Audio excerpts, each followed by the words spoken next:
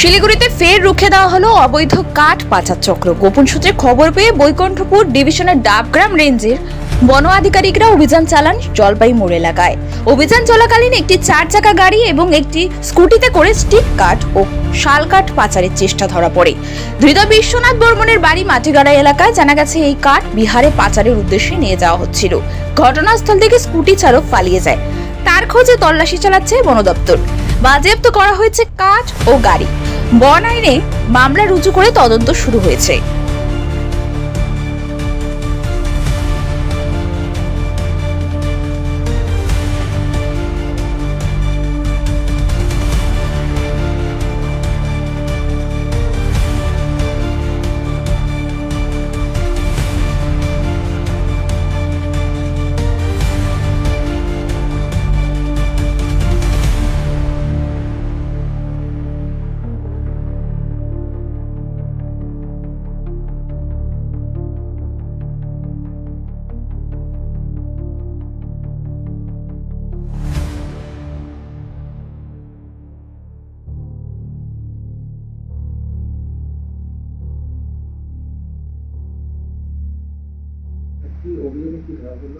আমাদের একটা খবর ছিল যে একটা গাড়ি এবং একটা স্কুটি দুজন মিলে হয়তো কিছু ইললিগাল সন টিম্বার, টিক এবং শাল সন টিম্বার নিয়ে দার্জিলিং মোড়ের সাইড থেকে আমাদের জলপাইগুড়ি মোড় হয়ে ওনারা বিহারের দিকে করছিল আর কি। সেই মুহূর্তে আমরা খবর পেয়ে সকালবেলায় হানা দিই জলপাই মোড়ের কাছে।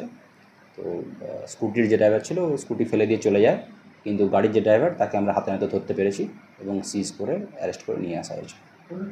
এখন পর্যন্ত জানা যায়নি, আমরা ইন্টারোগেট করে জানতে পারবো, কিন্তু বোঝা যাচ্ছে যে দার্জিলিং মোড়ের সাইড থেকে আসছিল গাড়িটা।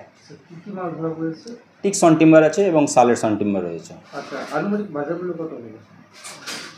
$1.5 লাখ হবে। আচ্ছা, যাকে ধরা হয়েছে তার নাম? আবার তার নাম রয়েছে বিশ্বনাথ বর্মন, বাড়ি কোথায়? বাড়ি মাটিগাড়া। একজন কি পলাতক রয়েছে? একজন পলাতক রয়েছে, আইডেন্টিফাই করতে পেরেছি আমরা, তার নামে ব্যবস্থা নেওয়া হবে।